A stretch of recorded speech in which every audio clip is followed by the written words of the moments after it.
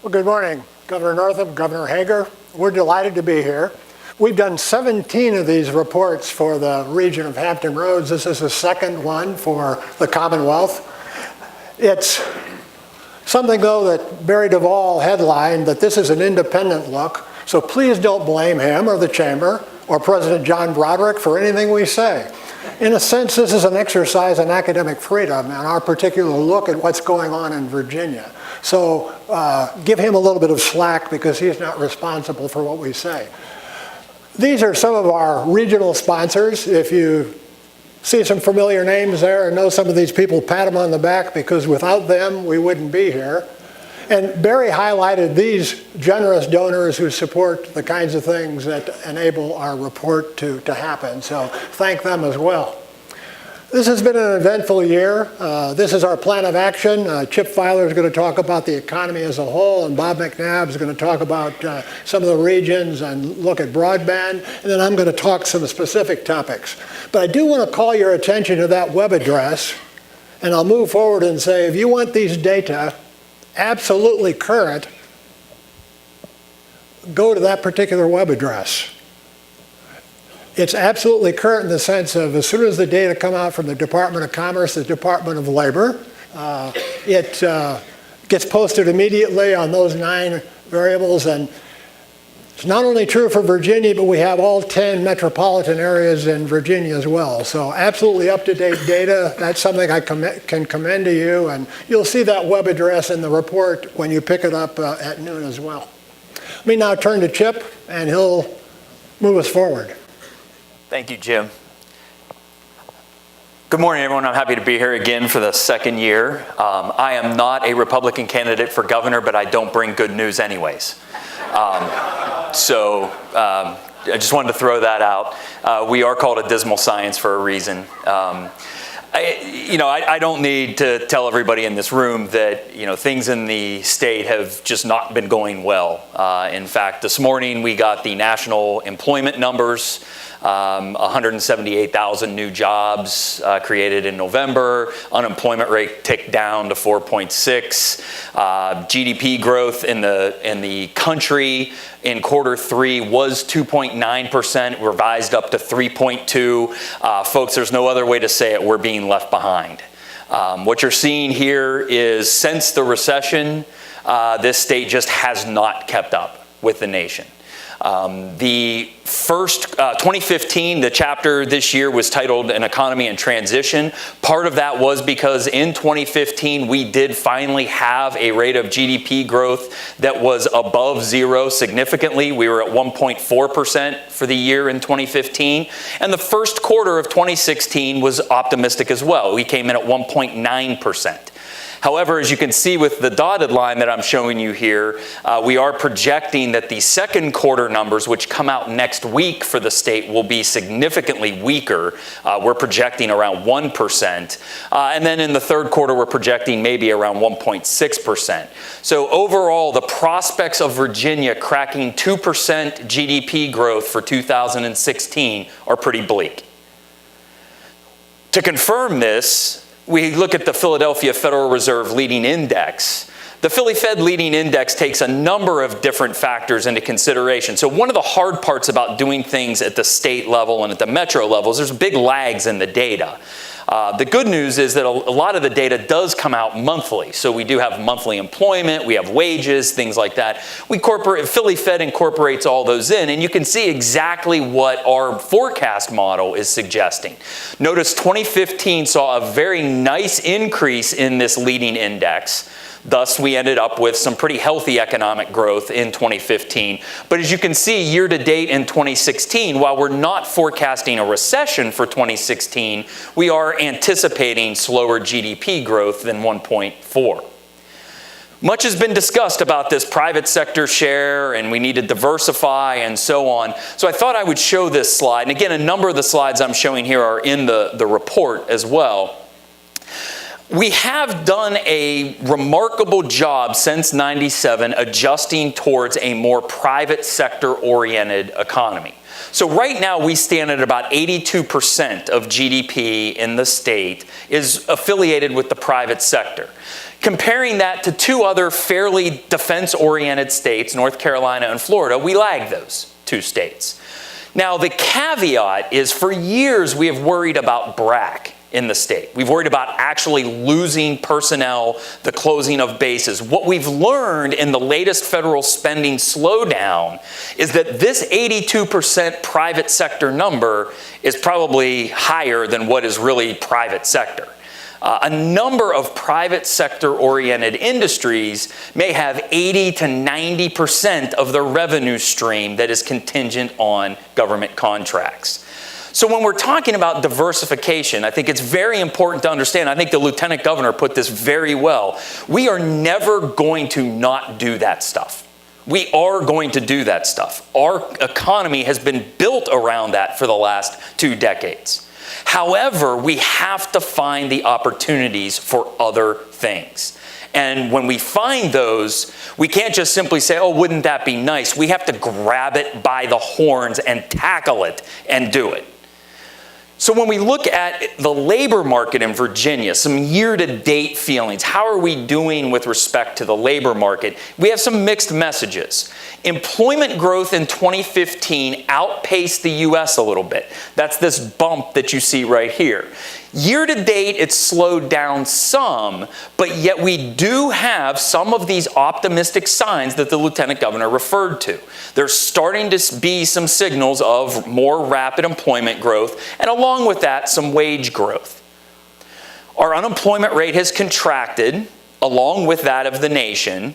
One bit of concern here is, as you notice, we typically, in a very good environment, we will have a gap. So our unemployment rate will be significantly below the national rate. And as you can see, we're narrowing that gap a little bit.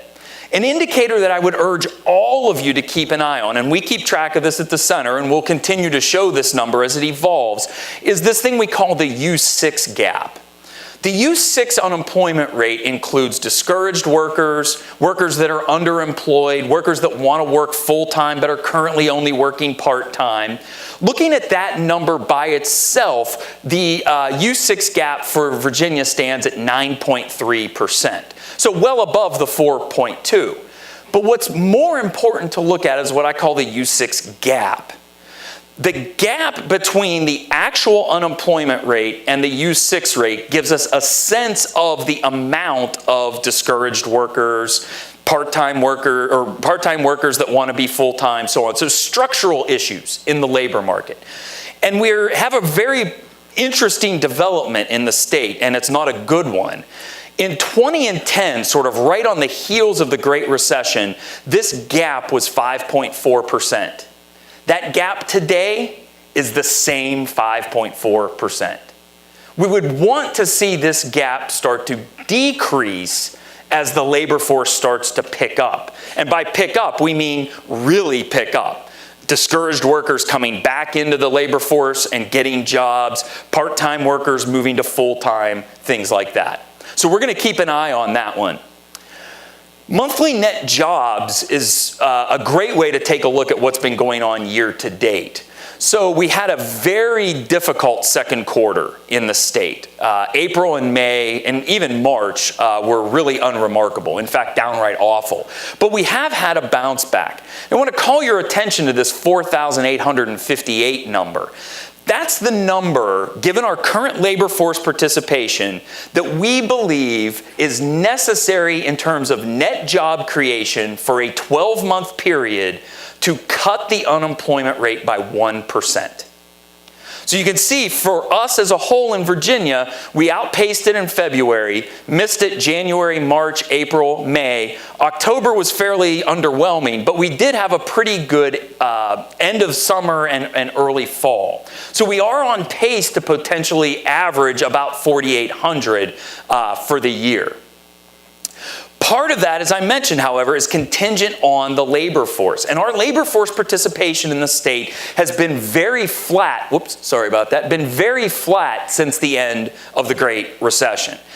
Notice it took a dip, in fact, in the early part of this year before bouncing back. Labor force participation is vital to get the economy in the Commonwealth back on track. Getting individuals that have been dislocated from the labor force for a long period reintegrated into the labor force is an important component of economic growth.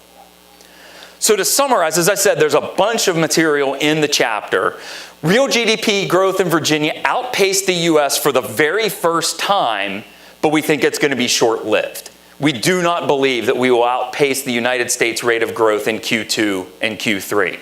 The labor market improved substantially since May, but the labor force has only increased by about 49,000 since July. We need far more increases in the labor force than that.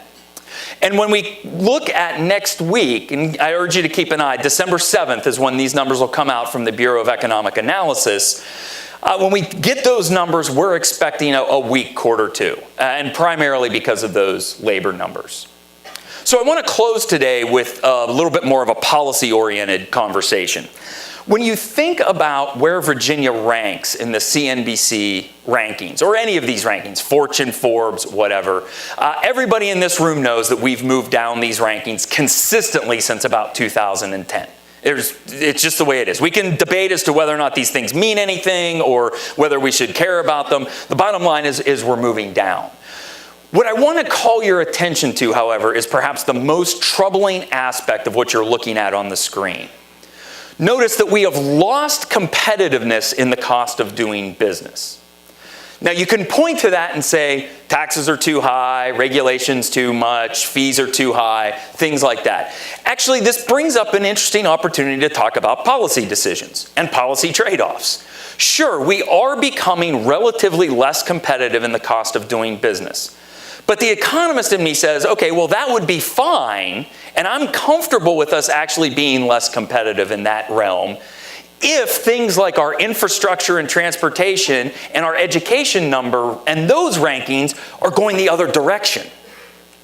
The issue on the screen that you see here is we're getting worse in both the cost of doing business and public goods type spending in infrastructure, transportation, and education. That can't happen. That's not a policy trade-off. That's two things going in the wrong direction. The trade-off needs to be, if we're going to have slightly higher taxation or we're going to have marginally higher cost of doing business, it should translate into marginally better infrastructure, marginally better transportation, marginally better education. Right? So that's the policy trade-off that I urge all of you in the room to think about as we move forward, particularly with Barry and the Chamber and their new blueprint. It isn't always just about the cost of doing business being low. If we are going to have a higher relative cost of doing business, at least make it pay off somewhere. So certain elements of these indexes, whether you like them or not, have been shown to be good predictors of economic growth. Some of the non-policy stuff, Jim, we had a chapter in this last year about some of the things that cause people to move to the state, such as climate and so on. But from a policy perspective, here's what Kolko, Newmark, and Maya found in the Journal of Regional Science. Two things stood out on the policy standpoint. One was tax simplicity for the firms in the state and uniformity to what goes on at the federal level.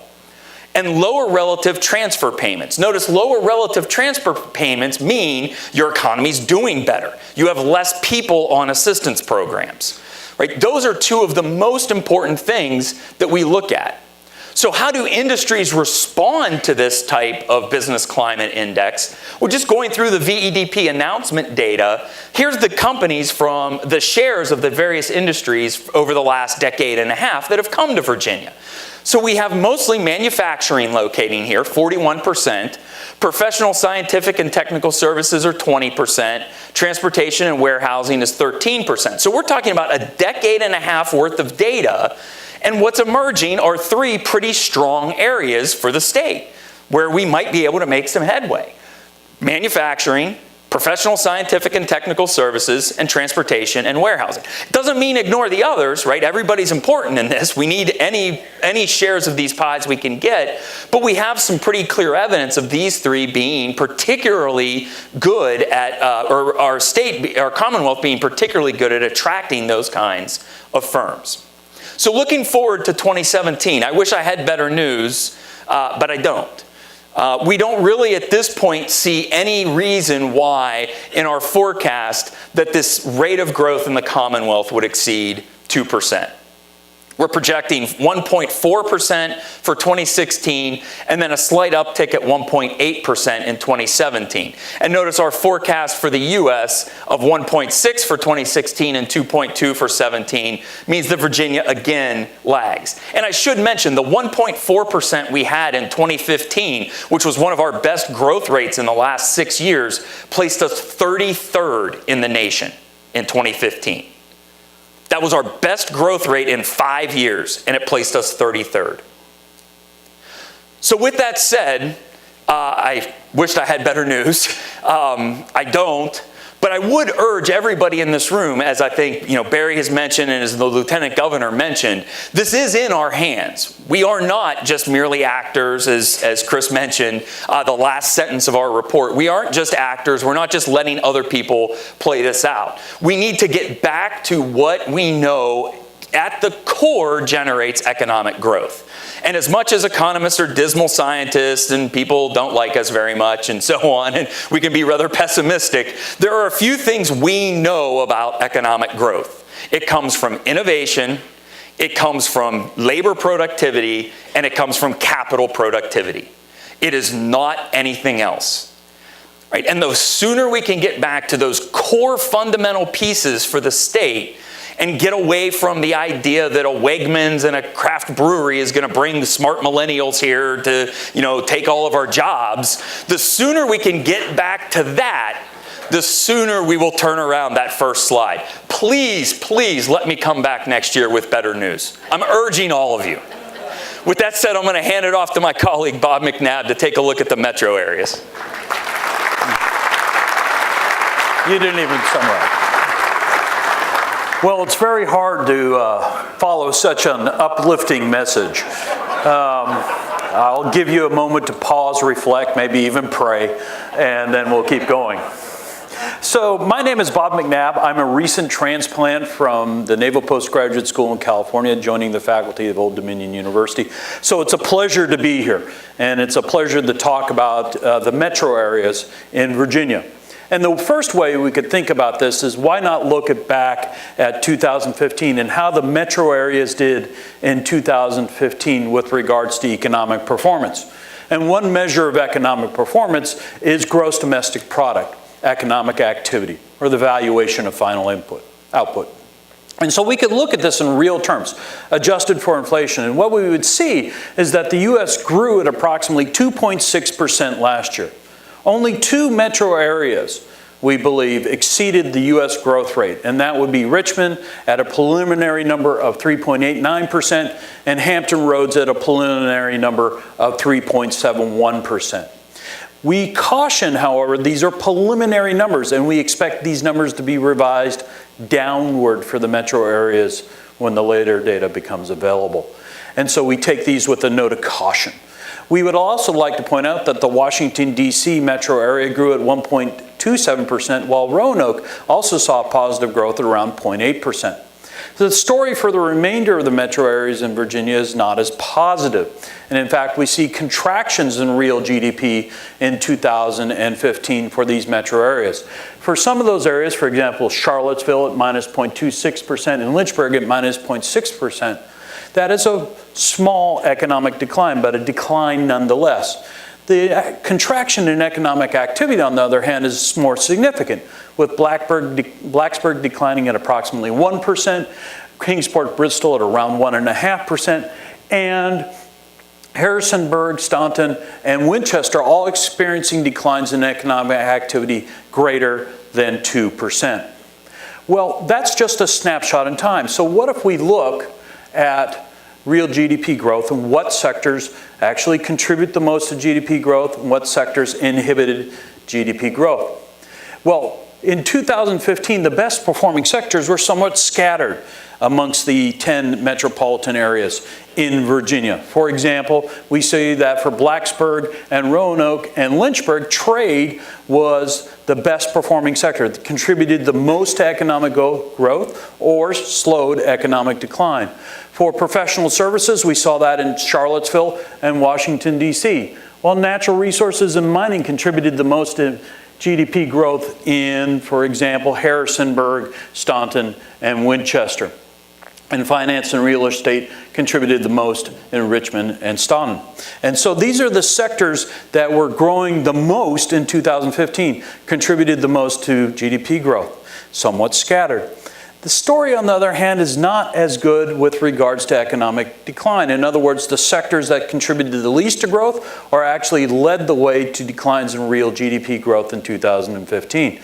You can see on the slides that for 7 of the 10 metropolitan areas, that non-durable goods manufacturing was the area that either inhibited GDP growth or led to an outline decline in real GDP growth. And so this are be of significant concern to you as an audience, given what Chip just presented from the data from VDP. That is, we are attracting manufacturing jobs, but the jobs in those sectors seem to be in an industry that is facing a contraction in 2015, and at least in 7 of the 10 metro areas. For Hampton Roads and Richmond, government led to a slight slowing of economic growth, and we could see finance, insurance, and real estate for Charlottesville and Washington, D.C. contributed the least to economic growth. But what if we look at this over 2009 to 2015 and look at the average annual growth rate? And this might give you an impression of how the economies of the metro areas are performing across time, rather than just a snapshot of 2015. So, for example, the United States has grown at an average annual rate of around 1.5% from 2009 through 2015. And many people use this number to complain about a relatively slow rate of growth in real gross domestic product. We would see that only one metro area, however, in Virginia, grew faster than the U.S. annual average growth rate, and that would be Charlottesville at 2.16%. And while Blacksburg came close at 1.46%, and Richmond was even closer, well, it was a little bit behind at 1.26%, they still were behind the average annual growth rate of the United States from 2009 through 2015. We see that, for example, Kingsport, Bristol, Richmond, Washington, D.C., and Winchester were all at around 1% or a little bit below. Hampton Roads was approximately 0.75%. For 4 of the metro areas in the Commonwealth, we see that growth rates were actually negative from 2009 through 2015. So on average, real GDP declined from 2009 to 2015. For example, for Harrisonburg, Lynchburg, Roanoke, and Staunton. One way to think about this is not only real economic activity, it's to think about jobs. Because what we're all really concerned about are people employed, and do they have good paying jobs? And so we can look at this with regards to where did the United States enter the recession and where did Virginia enter the recession? And how was Virginia's job performance in the recession relative to the United States? And so the United States is in blue. And we could see that for the United States, by about month 25, the United States had lost over 6% of its jobs that it had prior to the start of the Great Recession. And then the United States recovered, so around month 73, 74, the United States recovers all the jobs it had lost during the Great Recession. And now the United States is about 4.59% more, 4.6% more jobs than it had prior to the Great Recession. For Virginia, the story is somewhat better performance during the recession and somewhat weaker performance as it comes out of the recession. In Virginia, job losses were not insignificant, as seen here in red during the Great Recession, than as on the U.S., but growth has been somewhat slower. The U.S. and the Virginia actually recover full-paying jobs back around month 76, but then Virginia somewhat lags in job growth relative to the United States. And so now Virginia is about 4.13% more jobs than it had prior to the Great Recession. Positive news, but still somewhat lower performance than the U.S. on average. The story, however, is a little bit different at the metro area, and I'd like to talk about that.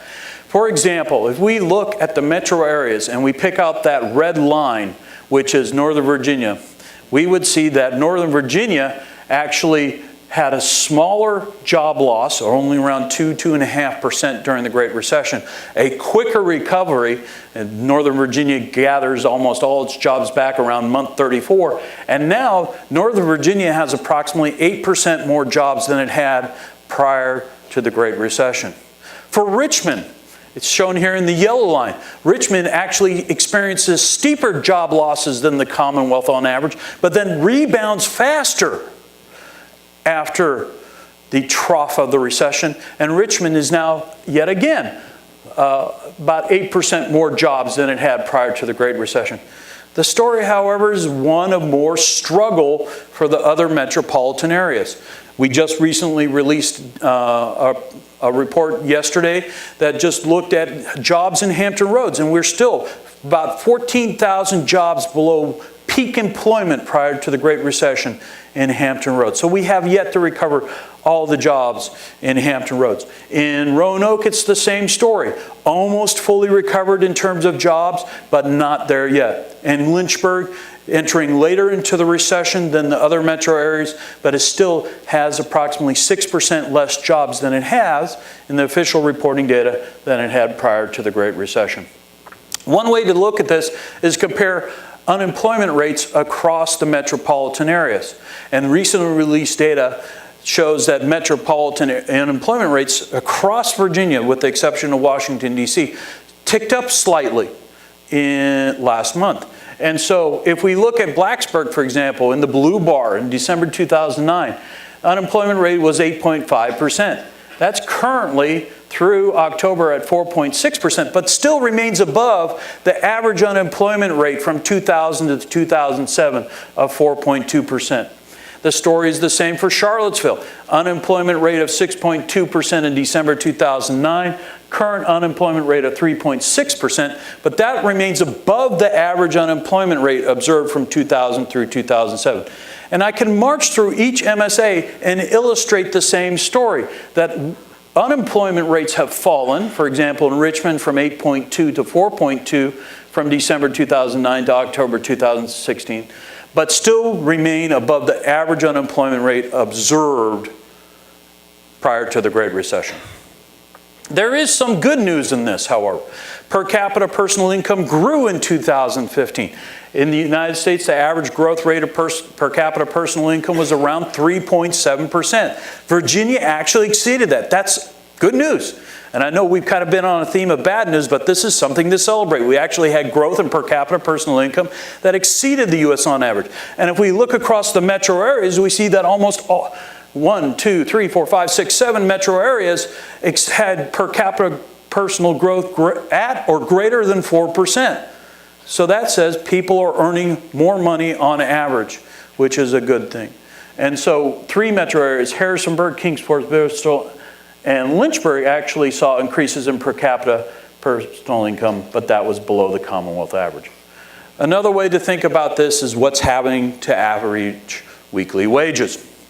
And so for Virginia, from 2012 to 2015, average weekly wages only grew around 5%.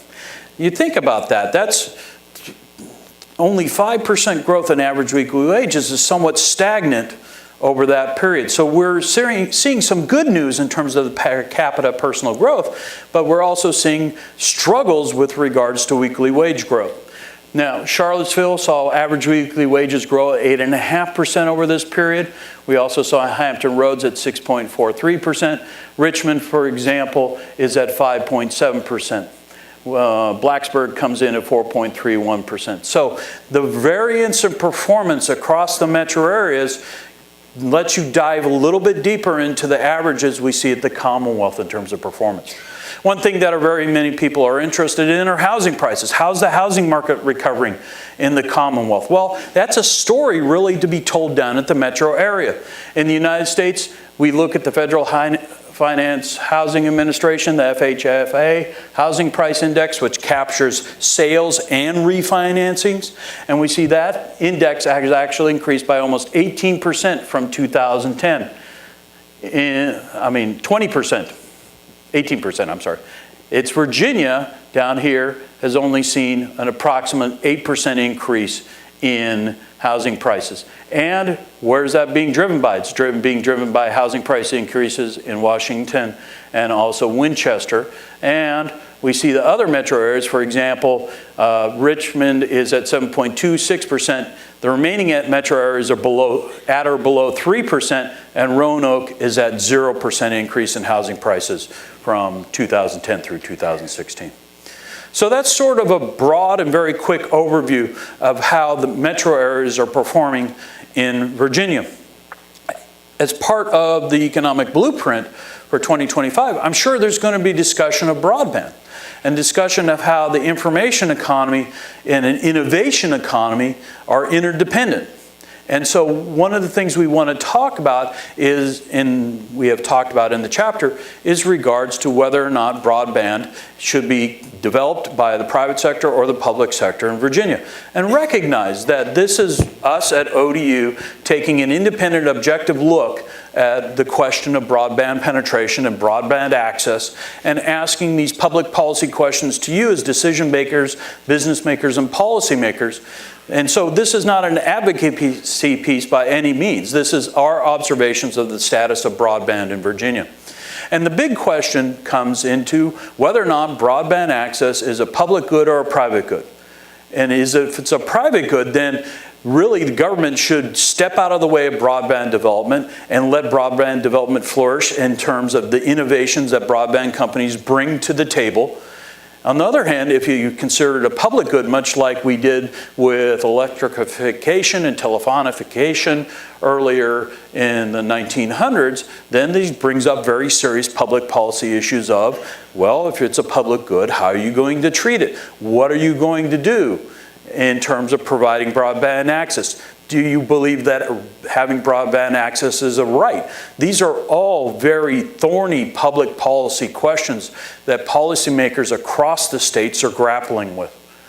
Broadband access in Virginia is not uniform as one might expect. Broadband access is highly correlated with urban density. It's much easier to reach a lot of users, for example, if they're closely living together, and also highly correlated with income.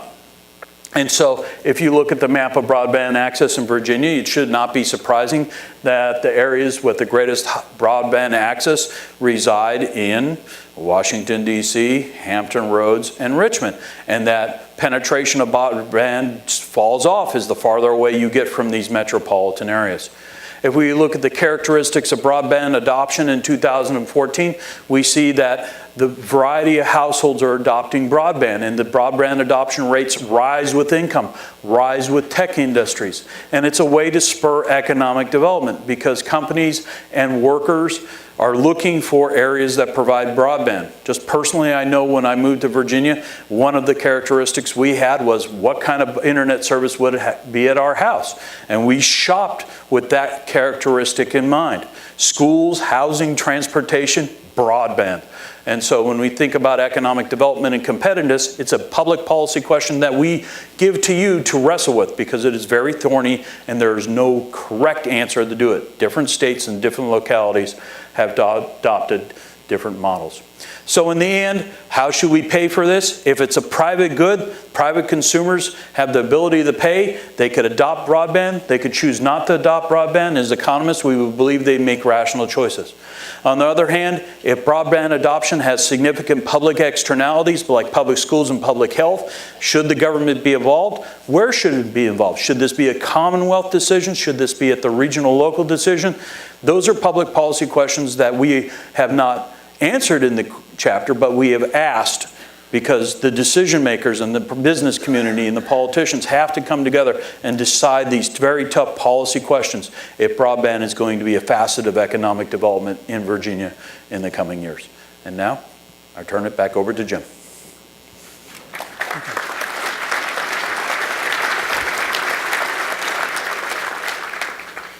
You'll recognize this gent, a classic slacker.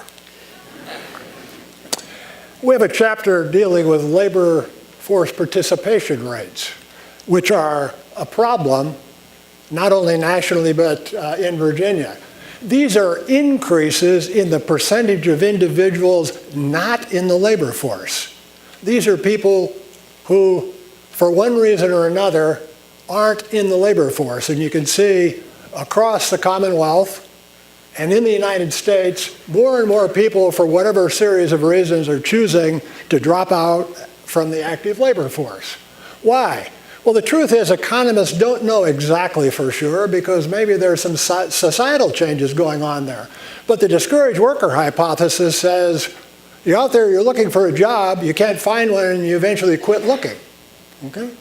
Demography, this is an explanation that sort of focuses on old guys like me, that as you get older, you drop out of the labor force.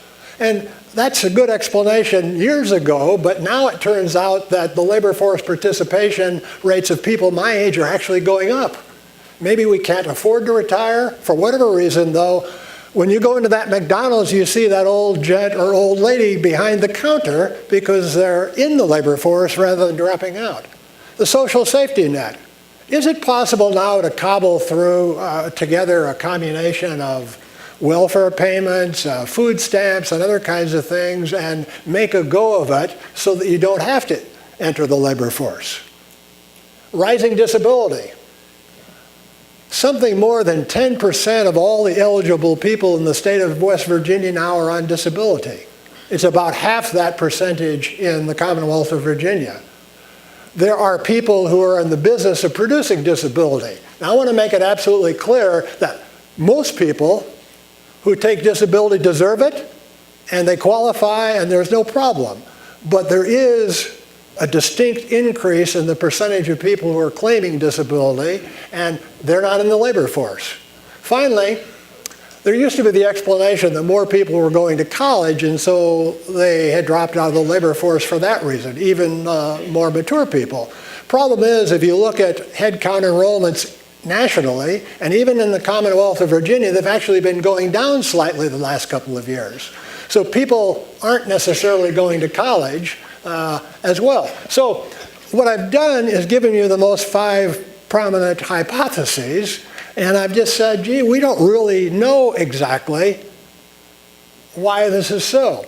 The discouraged worker effect seems to be the most important. This is, as Chip talked about, people who have dropped out of the labor force because they can't find a job. We're also talking about some people who'd like to be full-time or part-time and so forth. But that bottom dot is, I think, terribly important, folks. Maybe there's just a fundamental change going on in society such that it is now socially more acceptable for people not to be in the labor force. And these other things they can sort of put together and find a way to make a go of it. One way or another, though, society ends up paying for people who aren't in the labor force. And that's really the policy moral to this story. And it's something we have to pay attention to because this is an expensive thing. And if we don't reverse it, we're definitely going to feel the drag on economic growth and on our standard of living. Let me now turn to automation and job loss. Are you going to lose your job to a machine or to software that has artificial intelligence? Maybe, but maybe not. But look at this particular graph. This is the American automobile industry. And that blue line down there is the number of employees producing automobiles in the United States. That darker sort of purplish line, that's the number of automobiles produced. So you can see that automobile production is going up, but there are fewer workers. That's part of the story, but it's only one part of the story. In general, this is what's true.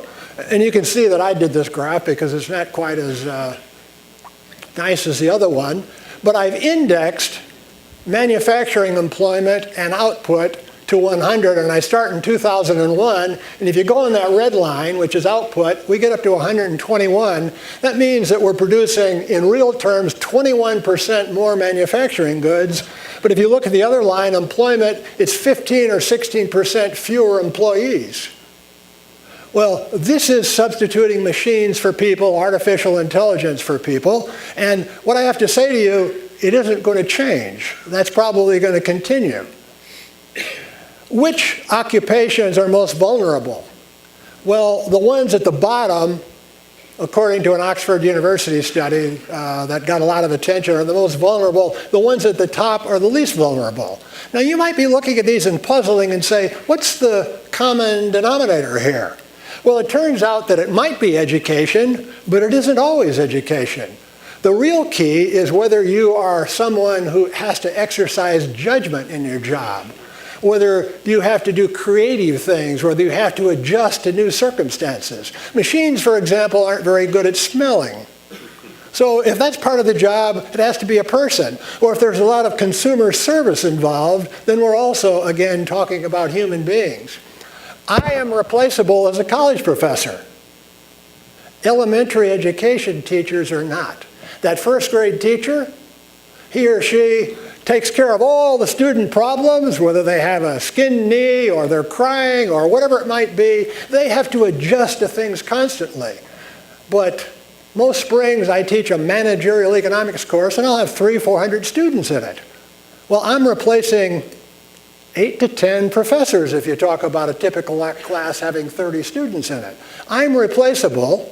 Despite having a PhD, the elementary education teacher, though, has to be flexible, adaptable, and do all kinds of different things. That's really the key, then, to whether or not somebody can be replaced by the machine or by artificial intelligence. Well, skip forward and say, are we better off as a result because of all this is happening? And the general answer is yes. And I give you the example of agriculture. When the Commonwealth was founded, more than 90% of our residents were involved in agriculture. Not so now, less than 2%. But that 2% is producing a bounty. And the other 88% are doing other things that have increased our standard of living. So in the long term, technological change makes us better off. The problem, of course, is that the benefits and costs aren't distributed equally, are they? Some people really get hit. And we saw that in the last presidential campaign, where they began to make their feelings known. Part of the problem we have, though, is what economists oftentimes term structural unemployment. Square pegs, round holes. There are jobs out there, but I'm not qualified to fill it. And so that's part of the problem we have when people lose their jobs to machines or to automation, is there are jobs out there, but they might be in North Dakota for one thing, or they're simply something that I'm not qualified to do. So job retraining and things like that and incentives to get people to move are very important. We also have a chapter in the report on single households. There are lots more of those, and I've given you a picture of 5 major classes of single households. This guy up on the left, he's like me. He's a more mature individual. There are lots of single, mature individuals out there now. Sometimes they're widowers and so forth. The woman in the middle is a young, single person who, for whatever reasons, is not married. The woman on the right is a single mother where there's no husband around, okay? This is the gay, lesbian, transgender community, okay? And this picture on the right, you see that guy on the left? He's a college student living at home. But he's graduated. He's graduated and he's back with mom and dad. Okay, how large are these? Well, 9.1% of all households now are the more mature people who are singles. 26.5% are these younger people who have jobs and so forth, but they're not married. 12.4% of all households are women who don't have a husband around. 5% gay, lesbian, etc. And about 1/3 of all the graduating class of 2015 are living at home with mom and dad. So, lots more singles. George Washington said it's far better to be alone than to be in bad company. Maybe that's where we are. But about half of all of our households now are singles in Virginia. And singleness is related to education, okay? More education, more likely to be married, and the income, more likely to be married. But the probability of anybody getting married, regardless of education or income, has been going down rather precipitously. We have more singles. Let's look at this particular graph. Look at the big purples. In 1967, about 70% of all adults had a spouse and were married. Now in 2016, it's slightly more than 50%. And if you look at those green things, the bottom part is people living alone. And if you go over to the right, you can see the proportion of people living alone now in Virginia and nationally has simply gone up significantly. So consider that with all these older guys like me, although I'm married, 49 years, somebody is going to have to care for them. We are going to expend resources as a society, and whether it's tax rates or whatever, somebody's going to support them. And that second dot, somebody has to support these families that don't have two parents present. That's a real expense. And then there are these students I talked about, the graduates. This is what's happened to total student debt in the United States. That is a real burden, and there are lots of economic studies out there that show that these people who have all these debts don't buy houses, they don't buy cars, they have to live with mom and dad. It really changes the economic picture. So rising student debt, which is clearly related to tuition and fees, which next year's report is going to talk about, that's an important problem we need to confront.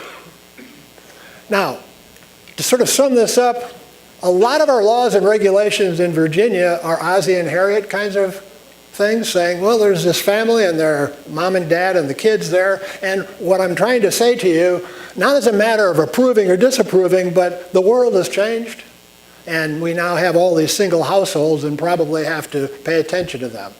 There are two other chapters in the report I want to mention quickly. We have an interesting chapter, I think, on stock car racing. It has declined in economic importance, but is still, one of the most heavily attended events of any kind of sport in the world. And then there's a chapter on the economic phenomenon of Liberty University. More than 100,000 students, an endowment of $1.4 billion, running a cash balance each year of more than $300 million a year. This chapter is not about guns or Donald Trump or any of that stuff. It's about Liberty University as an economic phenomenon and how it went from one place to another. I think you'll find that pretty interesting. Thank you very much for having us.